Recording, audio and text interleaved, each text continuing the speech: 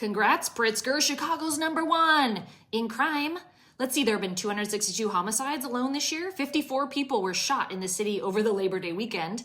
Chicago led the nation in total homicides last year, recording 573 murders. It was the 13th consecutive year it topped that list among 75 largest U.S. cities. In 2023, Chicago beat out New York and Philly to hold the title. It also beat both New York and Los Angeles in its violent crime rate. Maybe designating Illinois a sanctuary state wasn't the smartest idea after all. You know who's #1 for fixing crime-ridden cities right now? President Trump.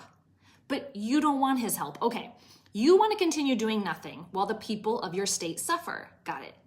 You don't want things to change, which means you either think there isn't a problem, there clearly is, or you don't think sending in the National Guard will help, it will, or you think you all have it handled there.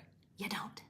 So that can only mean you're so beholden to the donors and people who got you into office and the people who keep you there, not the voters, that you'll gladly continue to let criminals run rampant across your state while you remain flanked by a gigantic security detail paid for by those voters you're neglecting.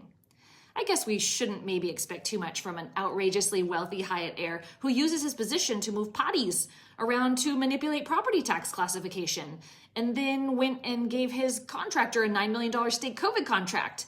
Is that the kind of governor you are? However did you get elected? I have an idea, but don't you find it interesting that the Supreme Court has agreed to hear Rep. Boast's challenge to that ridiculous little law in your state that's been allowing mail-in ballots to be counted up to 14 days after an election? Oh, I cannot wait for it to be SCOTUS season. And in the meantime, maybe you don't want to be that kind of #1. So maybe listen to the people in your state who pay your salary. Do your job, keep them safe, or let someone else in who can.